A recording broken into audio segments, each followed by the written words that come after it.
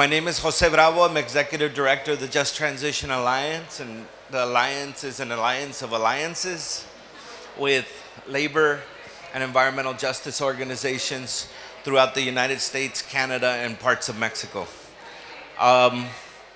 We've been part of this UNFCCC for many years, and some of us, I won't ask for a show of hands unless you want a show of hands. We're at the first Rio Summit way back in 2021, or 1992, sorry. I have a problem with the 92, so I skipped that. So you, and to, yeah, it was 91. It was 91. So we've been at this for a while, and I will say that at the Rio Summit, what we wanted to do was get recognized as folks in the United States primarily working on environmental justice issues coming from the lens of race, income, political clout, and other things that made our communities what they are, and that fact that industries and others use those indicators to cite things that wouldn't be cited in primarily white communities. So it was quite a challenge. I want to say that, first of all, and I should have started with this and I apologize, but thank you for the use of this pavilion. Thank you to our host organizations for the use of this pavilion. And we are putting this esteemed panel together to kind of also give a perspective around some of these corporate schemes and some of the false solutions that occur and are currently occurring at the moment. We believe that the UNFCCC has three main avenues or currents. One is the politics, so countries haggle between themselves, and just like in some circumstances, those bigger countries are very hard to force accountability on. But moving forward, I think what we've seen is that the next indicator is money. Money has really now played a role in commodifying Mother Earth, in commodifying our environment, commodifying our air, our water, our land. And in some instances, we believe that this institution, with some of the projects that they have throughout the world, have also been land grab processes. The third avenue or current is science. And guess what? Hardly anybody's paying attention here to the science. It's mostly the politics and the money. So we want to turn the UNFCCC on its head and say, hey, pay attention to those that are most at risk and follow the science. The science will lead you to where we would want to go. So with that, I want to introduce by name our esteemed colleague from Africa, Mr. Nnimmo Bassey, that's going to talk about African false solutions. Thank you so much. Well, when you said African false solutions, I would like to say that Africa has no false solution. That's a joke. Imposed. No, of course, I know what you mean. But really, Africa is stepping up into false solutions in a very strong way at this COP in particular, because African ministers just announced they're going to launch a new innovative carbon market mechanisms in Africa. And that is a big shame, because Africa has been marketed for a long time. Africa has been sold. Africa has been grabbed, exploited by capital for so long that now when governments in Africa say we are proudly going to open up for carbon markets, it means more land grabbing for Africa, in Africa. It means the ocean grabbing through the so-called blue economy.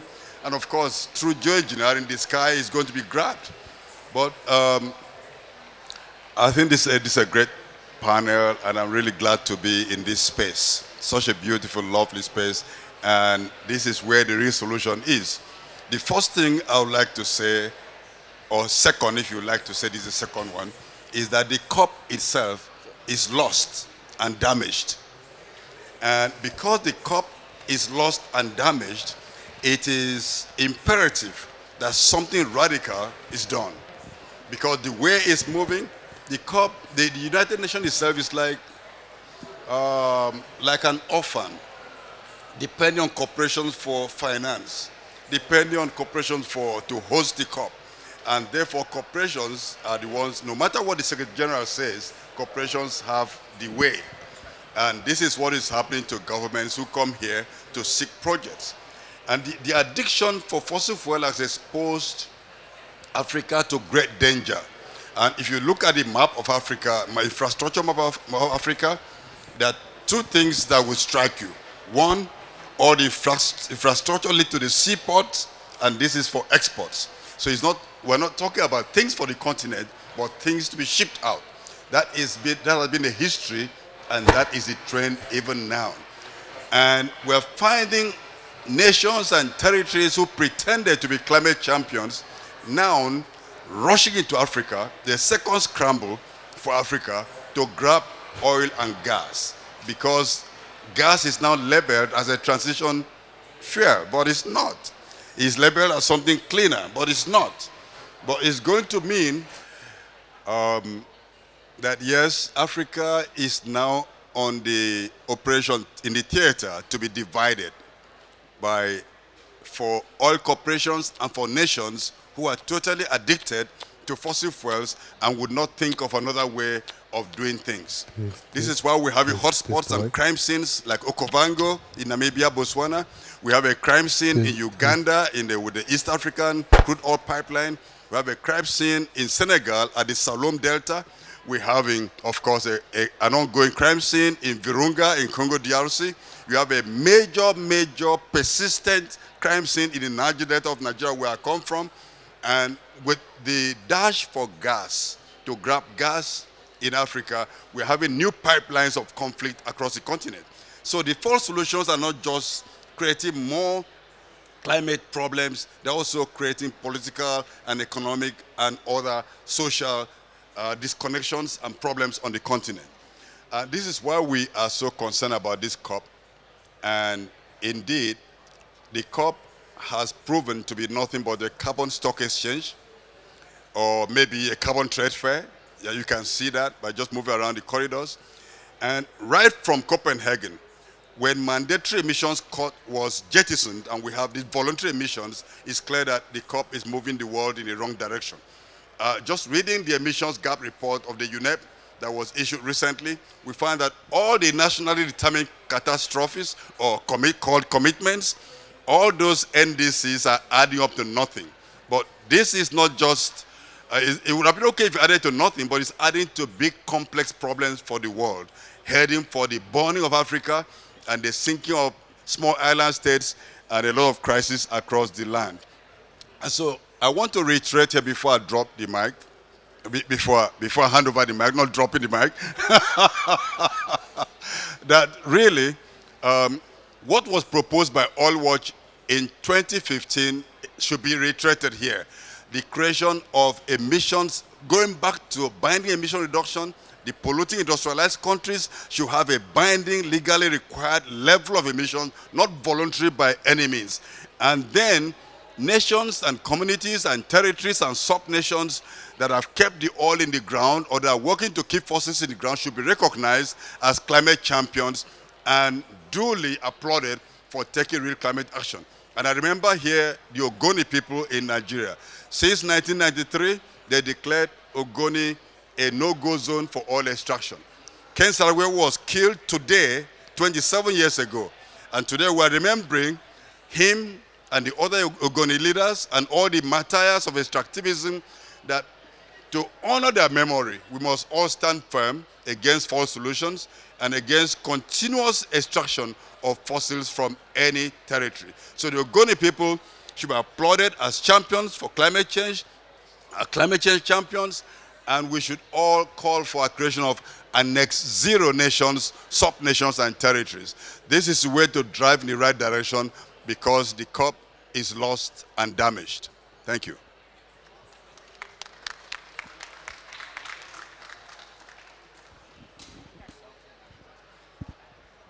So now, hello, hello, hello. Good.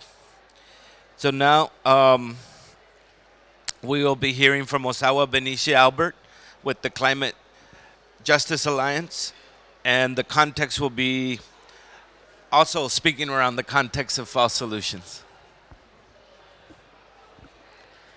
My name is Ozawa Bineshi Albert. I'm Yuchi and Anishinaabe. I make my home in Oklahoma, is where my father's people are from, and I'm one of the co-directors for the Climate Justice Alliance. We have 3 women of color co-directors leading a national climate justice formation, and I think that's a important moment for how we're engaging in this work around climate change and what impacts it has on our communities. But I wanted to talk about the sort of thinking about what we understand as being false solutions, right? And for us, we ask a series of questions when we think about like technologies and initiatives that are being proposed to our communities and sometimes sold to our communities with lots of financial incentives to say, hey, you should try this thing. And so we think about a series of questions. One, what problem is it solving? Who is it serving? Who are they engaging? And who is supporting it? And if the answer is not frontline communities, those communities who are most directly impacted about climate change, if the majority of those answers are not yes, frontline communities, then you're probably looking at a false solution, right? And so there's a number of initiatives that we hear here. We see lots of things propped up that are like, oh, this is the answer, this is the solution to climate change.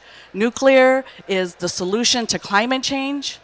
Come on, right? Like, it is not, it is maybe carbon free, but it is not a clean energy source. It has harm and damage to our communities all along its life cycle, from the mining to the processing to the producing the power to the storing the waste, right? That touches lots of communities of color and specifically lots of indigenous communities. And so there are a number of these initiatives that we see here at COP that are always promoted as like, oh, this is the winning strategy, this is the thing that is going to save us. But they are not looking at those strategies from the perspective of reducing and mitigating the harm that communities and people and land are experiencing, right? They're looking at strictly of thinking about the climate crisis as a crisis of a crisis of carbon, right? Oh, if we just figure out how to erase the carbon, then we'll be all right. But in that, they are also promoting technologies that, one, haven't been scientifically proven, and two, that are not addressing the real problems that people are experiencing.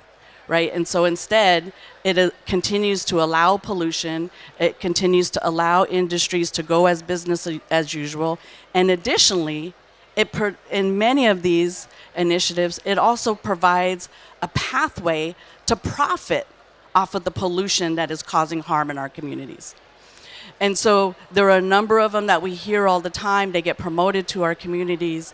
Hydrogen, blue hydrogen, green hydrogen, gray hydrogen, like all of these. It's like, wow, how can we even follow the science on all of those? I even hear there's a pink hydrogen these days. I don't know what that one's about, but,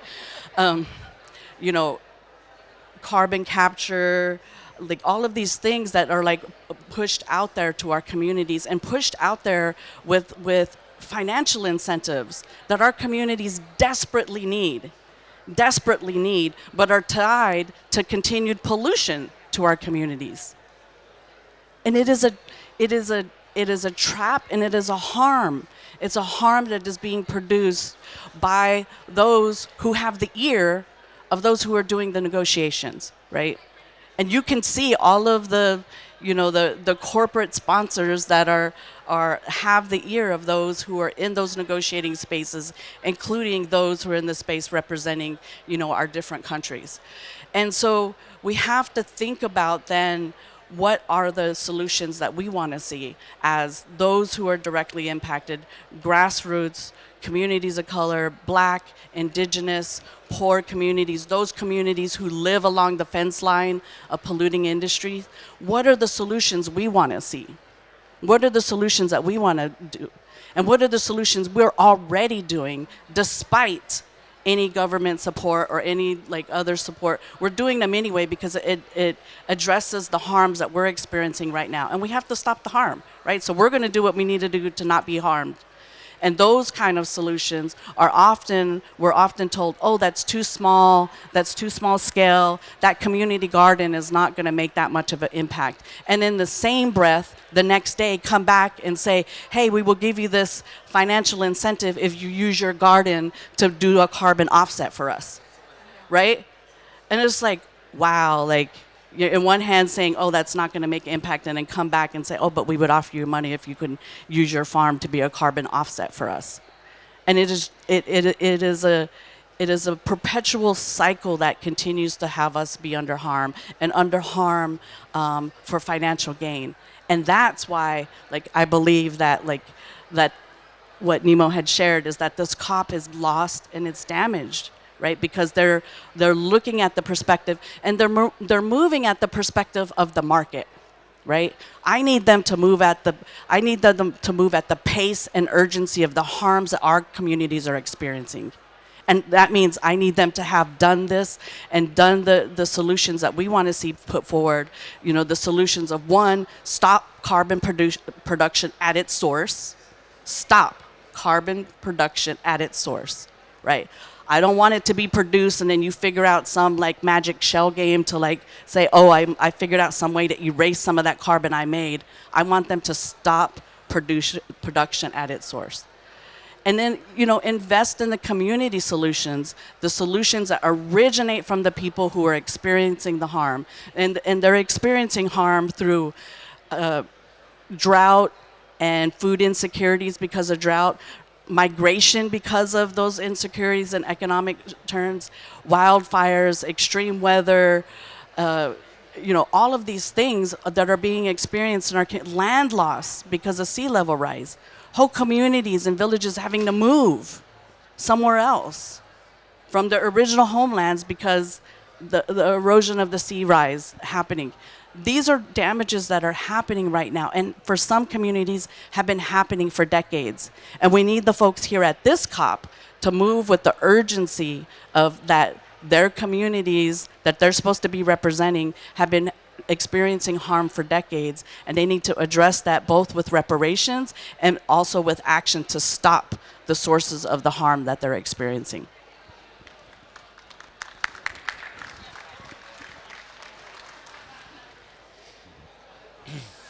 So I think it's very important what people are talking about. And I was remiss in saying that at the end of our presentations, we'll have ample time for questions and answers.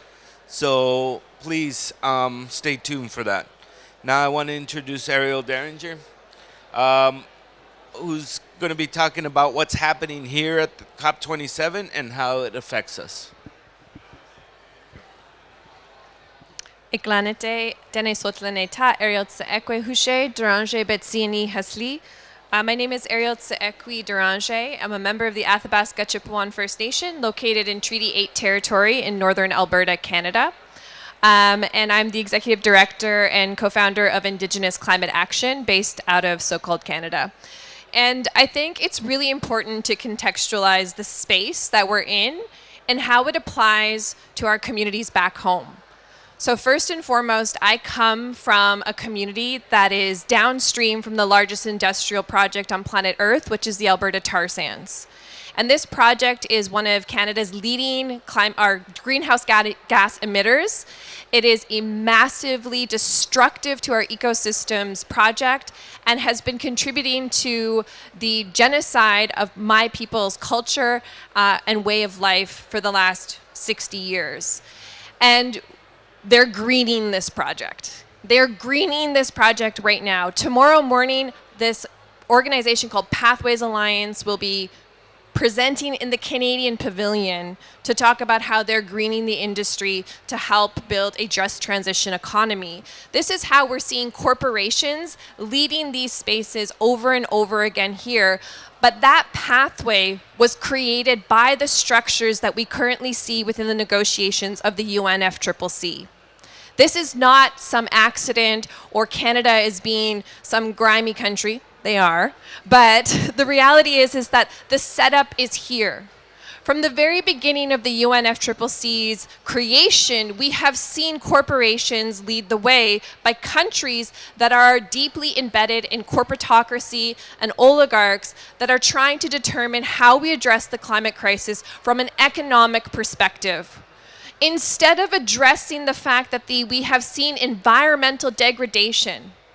We talk about the Anthropocene all the time. When did it start? And as an Indigenous person, I want to contextualize this first to help understand how we got here. Our organization spoke with communities across our country for 3 years to talk about climate change, to ask where did it start, where did it come from? And as we ended that wrap up of these conversations, one thing became clear. For our communities, climate change began at first contact. Climate change began with colonization. When we asked the people, when did you start seeing changes on the land? They said, when the white man came. Colonialism and the byproducts of colonialism, patriarchy, capitalism, white supremacy, extractivism are the products and the root causes of climate change. Within the negotiations, we are seeing those same colonial powers determine the processes by which we address the climate crisis, and they are simply looking at it from a capitalistic perspective, one that continues to allow them to drive forward extractive projects that are harming our communities and harming our planet. We are seeing this within the negotiations from the very get-go. The Kyoto Protocol did not want to look at human rights, did not want to look at the environment and the land bases, but rather, how do we scrub the carbon from the atmosphere? How do we equalize our economic systems? And now fast forward to 2022, and what are we seeing? We are seeing negotiations within those negotiation rooms on Article 6 about creating market mechanisms that can bring forward carbon trading to Africa, carbon trading to South America, to the global south, pitting the global south against the global north so that we can continue to produce and produce and produce, where communities like mine become the sacrifice zone, while the communities like theirs get their land put up for land grabs, where they'll be further pushed off and marginalized from having control over their own lands and territories. This is not justice. This is the continuation of colonialism and corporatocracy over and over again. We must be demanding that we have stronger mechanisms for the protection of our people that is rooted in human rights and the rights of Indigenous peoples and science. And when we talk about science, we also have to talk about not narrowing that framework to Western science. We have to be talking about expanding our perspectives to understand that who has the best science. It is those that have those relationships with the land, those that have been in those places for generations. Indigenous knowledge systems have been passed down intergenerationally for millennia.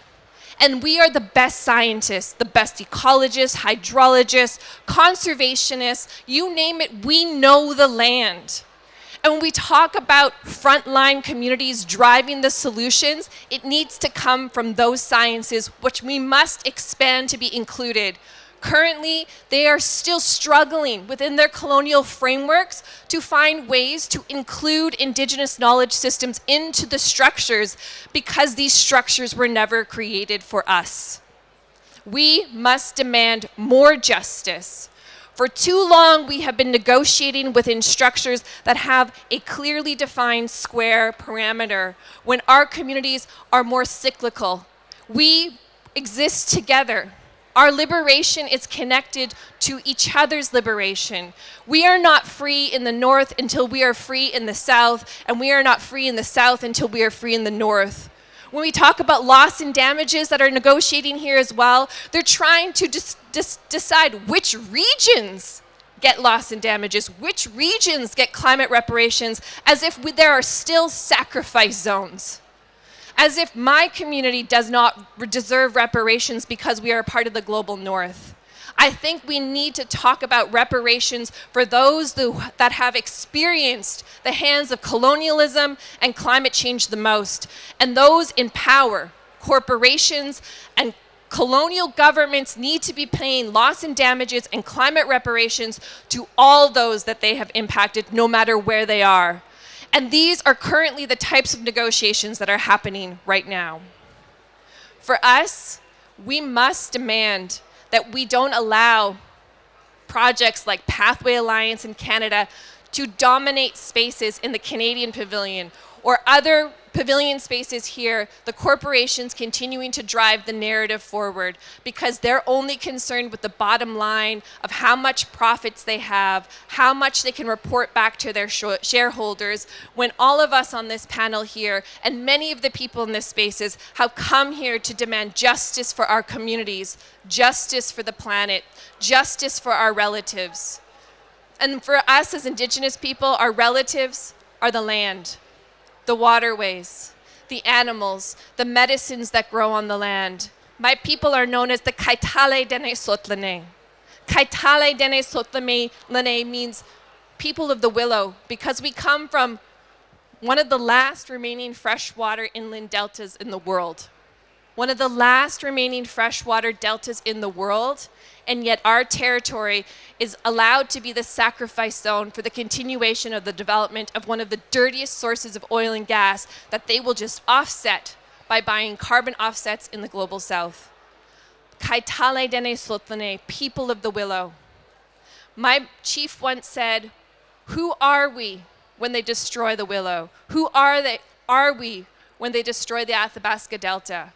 We don't know who we will be, but I can tell you we will not sit back and let them continue to destroy this. It's why I'm here. It's why my people continue to fight. It's why we stand up not just for the justice for our people, but for justice for the planet. Thank you. Masi Cho. Hi, hi.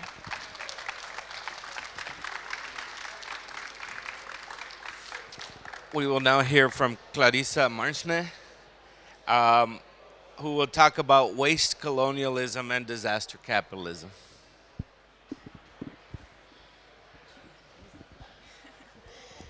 Hi everyone, I'm going to try to speak as loud as possible. My name is Carissa Marnce and I'm from GAIA, the global, a little closer? Okay. Okay. I'm from the Global Alliance for Incinerator Alternatives, and we are a worldwide alliance of organizations that are championing zero waste and advocating that we do not go the route of end-of-pipe solutions, but look for zero waste alternatives. And in the waste management sector, some of the false solutions that we are seeing is things like waste-to-energy incineration. We're seeing chemical recycling, pyrolysis, and also carbon offsets.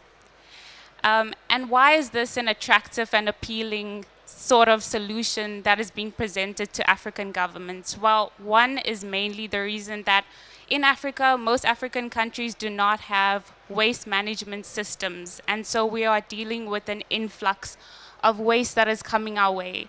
And waste that is coming our way through different streams. So through unrecyclable plastic, but also through waste trade. That African countries are receiving waste from global north countries who are not able to manage the waste that they are creating. But we are also seeing waste colonialism in other ways, where it is actually the unethical sale of waste to African countries. So we see this in Ghana with the textile waste. We see it with municipal waste being sold to African countries to sort. And we are also seeing it with toxic, unrecyclable things like toys and products that is being sent to Africa. And so with this influx of waste that is in our countries, we are looking for solutions. And what we see is often entities, mainly from the global north, coming to African countries and saying, hey, there's this exciting new technology that is going to help solve all of your problems.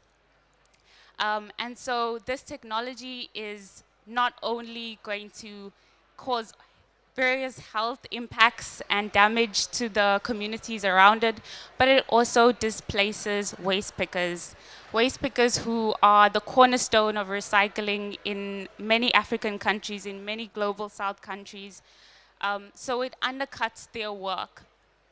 And it is the marketing strategy of these technologies is that it is convenient, that it is development because Europe is doing it or people overseas are doing it, so we need to jump onto the ship and do it. But it also neglects the fact that within Africa, we have traditional indigenous practices that are built on principles of reuse, of conservation, of respect for the planet and earth, of using the resources that we have and that we are able to then return to the earth afterwards. And so with this in mind, the only way that we can veer away from these false solutions is one, for governments in African countries to actually recognize that it is not a solution, it is an end of pipe fix to look at technological fixes that do not address it at the production stage. So the only way we stop the waste problem is at the production stage, not trying to treat it after it's already become waste. And so that looks like zero waste. And zero waste is basically making sure that we can compost what is able to be compost, that we recycle and we work with informal sectors to make sure that we are not undercutting their jobs, but we are incorporating people who are addressing poverty. We are incorporating people who are creating employment opportunities and dealing with the waste that has accumulated. It also means that in the same breath, we can show our governments through various models. We see models in Tanzania. We see in Durban, South Africa, that groups who are leading community organizing, that are doing composting, that are doing reuse and implementing the zero waste models, they are significantly contributing to the reduction of climate change because we are diverting waste away from the landfill, and we are composting, which means that there is less emissions.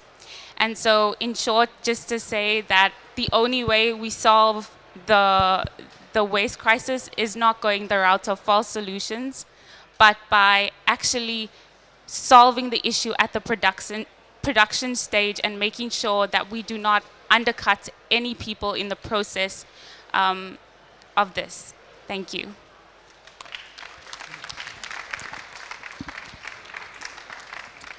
And just in the nick of time,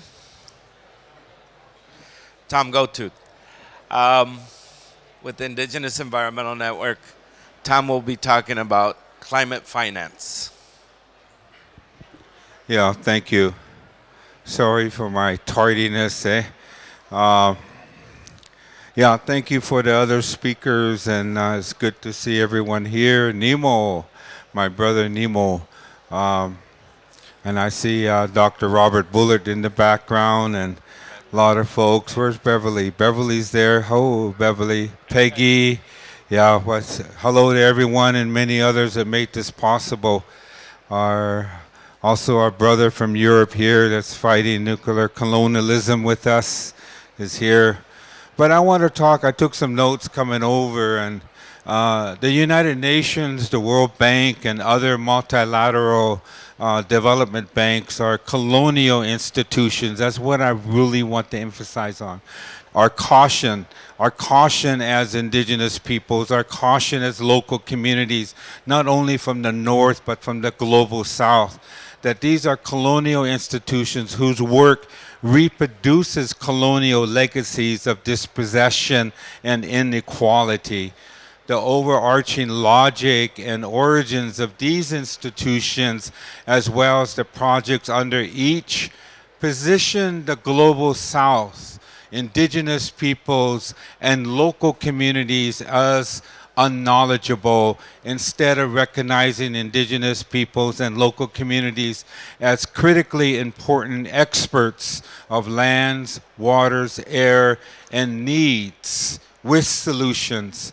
At best, climate finance projects implemented by these institutions consult or include local communities as one voice amidst a choir of competing and powerful stakeholders, but do not ultimately share any decision-making power or direct funds. This is one of the most important issue we have, consultation and not having meaningful participation. We know what that is in the North, in the United States of America and Canada, but it happens in the global South as well. At the end of the day, we're not included in the decision-making or direct funding, which undermines the efforts of indigenous self-determination and full recognition of indigenous inherent rights. Moreover, traditional indigenous knowledge is either completely ignored and dismissed or picked over for bits that can be co-opted and incorporated into greenwashing efforts. That's very important. The relationship here is still one of extraction. Institutions engaging in climate finance, mitigation, adaptation finance, loss and damage, and the banks choose projects based on their ability to generate profit and maximize private sector involvement. Generate profit and maximize private sector involvement. Very important. Climate change is simply treated as the newest arena for capitalism, financial expansion, and development, once again entrenching the dynamic of exploitation and violence from the global north under the guise of helping the global south. This is history repeating itself. It is the same development paradigm that contributed to the climate crisis in the first place, this time with even less accountability, but a greener image. I'm serious here. Crucially, these funds and the larger push to financialize climate change do nothing to address the root cause of climate change. They do not reduce emissions or keep fossil fuels in the ground. Further, these projects are not regulated or standardized under the UN FCCC, and there is no accountability mechanism that's led by indigenous peoples and local communities to ensure that projects in fact address the real issues of climate change. New financing facilities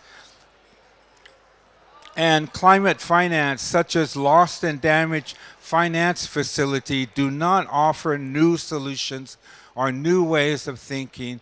They just funnel money into more of the same false solutions that have been peddled, merchandised, and hustled for years. There's a difference between funding and finance. That's very important. We've looked at this. We analyzed the climate finance mechanisms. They are separate from funding mechanisms. So there is a difference between these two. Communities impacted by climate change require, yes, direct indigenous and community-led funding, not financial institutions and financialization. The solutions pushed under the UN FCCC are false solutions, as probably what was conveyed to you before. that actively perpetuate the climate crisis. This includes reducing emissions from deforestation and degradation, RED plus, nature-based solutions, sustainable forest management. They're using something that's more comfortable now after we had about 20 years of campaigning on the badness of RED. Carbon trading, carbon offsets, climate smart agriculture, and the 30 times 30 conservation and biodiversity offset scams, and geoengineering techno-fixes such as the Arctic Ice Project, CCS, carbon capture and storage, and its carbon pipelines, and solar radiation management. So the push to financialize climate and create large climate funds within development and financial institutions skirts around real solutions.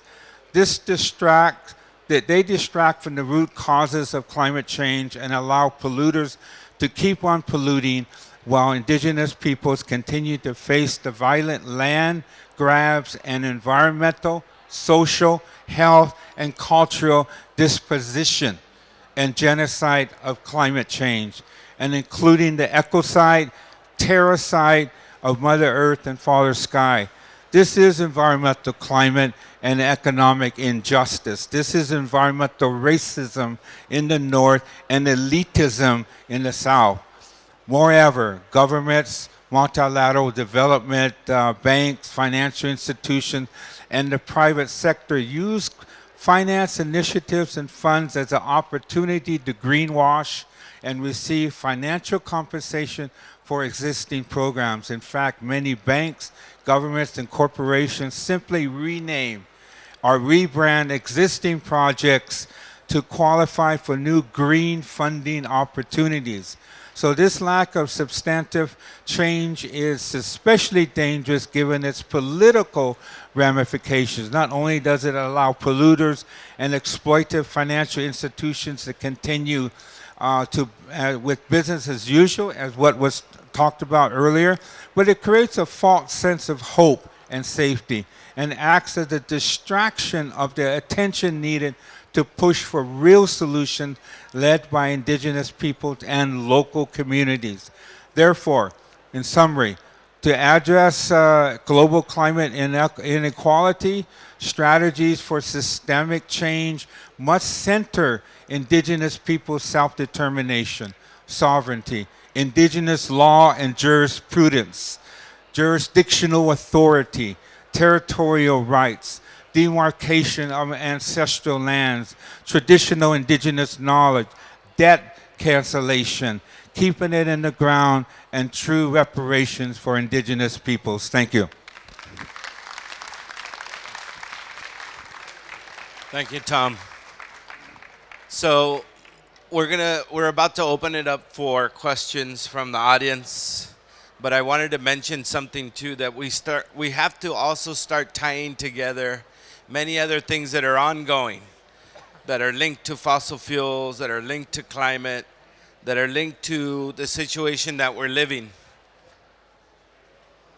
If tomorrow, wishful thinking, but if tomorrow we stop producing gasoline, we stop producing diesel, jet fuel, bunker fuel, any of the types of fuel, those types of fuels, the fossil fuel industry would have still a lifeline of 100 years, just given our addiction to plastic, right? So it's very, very important that we link these things together. If your community is ever going to be delivered from impact, there's also the issue of plastic production and the global north's addiction to plastic. I say this because plastic nowadays too has PFAS chemicals and other chemicals that enter the body, and we can literally biomonitor most every human on the planet and find PFAS chemicals in their blood associated to plastic. Fossil fuels, right? Climate, the production of chemicals, all those things are fossil fuel intensive or come from fossil fuels themselves. So we have to also stretch and link that. You know, folks are coming here and part of this exhibit space are coming from Cancer Rally. A lot of the chemicals that go into plastics, a lot of those chemicals that go into our bodies from plastic and fossil fuels will be and are produced in Cancer Alley, Louisiana. So again, where are the sacrifice zones, right? We understand that for us in the United States, it is about race. So we must understand that as well.